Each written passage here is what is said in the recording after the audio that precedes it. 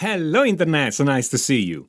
When learning something new, let's say in music theory, it is very important to know what to do and how to do it. But often it's even more important to know what not to do or how not to do it. Pretty much for the same reason why when you learn to drive a car, it's really important that you know that you are not supposed to hit the pedestrians, whether they deserve it or not. Suppose, for instance, that there are 4 different ways to learn your guitar fretboard, but one of those ways, it's a blind alley. If you go down there, you get stuck and it's very hard to get out of it. Wouldn't you like to know this in advance? I personally would really like to know this in advance before I plunge myself into that blind alley. Now, I do not know how many ways there are to learn your guitar fretboard. I know several myself, but there is one way that definitely makes your life harder. And it's also been marketed very often as this weird trick that guitar teachers hate. Well, yeah, we do hate the trick for a very good reason, because it looks like it helps. It's very seductive, it's very simple. But then, once you start thinking that way, it makes things much harder. I'm talking about the octave pattern. The octave pattern is great to play octaves, but the moment you start using it for learning your fretboard, you are shooting yourself in the foot. Now, let me be really precise here. When I say that it's best if you avoid the octave pattern when you're learning your fretboard, my intention is not to talk badly about teachers who use it. In the same way, when I say that you should not hit pedestrians when you're driving, I'm not talking bad about the people who hit pedestrians. I mean, they might have their reasons. But I do find that students do get stuck if they use the octave pattern, so again, with no intention to offend anybody, we are all friends here, we are just trying to find the best way to learn something, okay? Let me explain the problem. So the octave pattern is this. On the fretboard of your guitar, if I pick a note on the 6th string, which is the lowest string, the low E, and then I go up 2 strings and then up 2 frets, the note I find here, it's the same note as before. So if this note here at the beginning was an A, because we were at the 5th fret, then this other note here will still be an A. If this note here was a C, so at fret 8, this other note here will still be a C. The same pattern applies if we go between string 5 and string 3. Between string 4 and string 2, or between string 3 and string 1, the pattern is slightly different, it's slightly wider, because the guitar is tuned in a different way between the B string and the G string. So far, nothing bad. This pattern objectively exists on your guitar fretboard because of the way the guitar fretboard is tuned.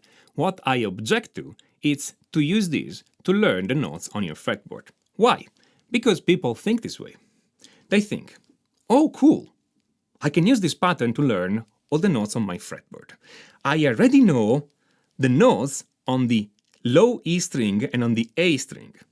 And then I'm done, because if I learn only the notes on those 2 low strings, then I can use the octave pattern to see where are the notes on the other 4 strings. And many guitar players are already familiar with the notes on those 2 strings, because this is how you play power chords on the guitar.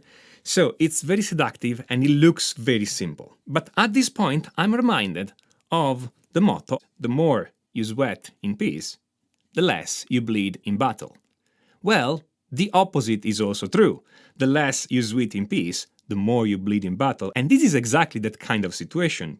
Because you see, what happens in a realistic playing situation? In a realistic playing situation, you may be playing a lead, or you may be playing some arpeggios or chords on the top string of your guitar. So let's say, for the sake of an example, that I need to play an A note around fret 12 on the high 2 strings. This is literally what guitar players do every day if they know their theory and if they know their fretboard. So now, how do I find where is this A note I need to play right now? Well, if you use the octave pattern, which again I don't recommend, you will have to do it this way. Step number 1, you need to find where the A note is on the low E string and the A string, so on the 2 strings where you know your notes. Well, you're gonna find an A note on the 5th fret on string number 6, and on the 12th fret on string number 5. So far, so good. Now, step number 2. Using the octave pattern, you're gonna find where those A translate on string 3 and 4. So, here, from the string 6, I go up 2 frets, and I go on string 4, so now on fret 7 on string 4, I have an A. And on the other side here, I'm on fret 12 on string number 5, I go up 2 strings, up 2 frets, and I'm now on fret 14 on string number 3. Those are 2 A notes, but we are still not there, because we need to play on one of the high strings. So, step number 3, I'm going to apply the octave pattern again. So now, from the 4th string, I go up 2 strings and 3 fret, and I find myself on fret number 10 on string number 2, and on string 3, I'm going up 3 frets and 2 strings, and now I'm from fret 17 on string number 1. And since the fretboard repeats every 12 frets, I can find an A also on fret number 5 on string number 1. So my original question, which you probably have forgotten at this point, was how to play an A note around fret number 12, and I have one here on string number 2, fret number 10. Great! Too bad that at this point the band not only finished the song, finished the whole set list, they are already at the bar getting a coffee and you're still there trying to find the A note on the 2nd string. You see why this system don't work. You sweat very little because you can learn the octave pattern in literally a matter of a minute. And that's exactly what they promise you. You're going to learn your fretboard in just 5 minutes. Well, doesn't it sound too good to be true? And then what happens is that, yes, you've learned the octave pattern, but every time you need to actually use it, it takes a long time, because it's a multi-step process. Not only that, it's what we call a non-local process, meaning that to find this A note up here, you need to go far away on the fretboard to find where the original A note is, and then come back using the octave pattern. It is a slow system. It is a cognitively intensive system. It requires a lot of brain power that should be used right now to make good music, to think about how to make good music, to put emotion into music, as opposed to think this kind of geometrical mathematical thing. Every time you use this idea, you are bleeding really hard.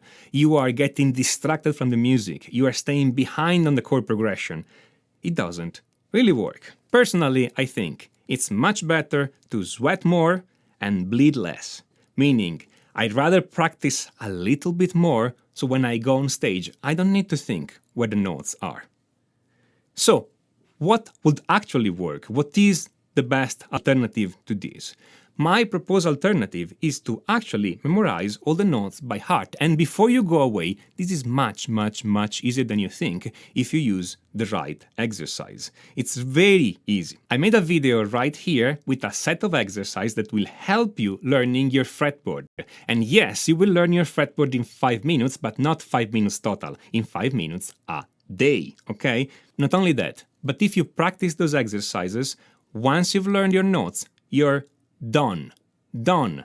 No more thinking involved. You just know where the notes are. And now you're gonna ask me, but Tommaso, what can I do once I've learned all the notes of my fretboard? Why should I even consider doing something like that? Well, let me give you an answer in this way.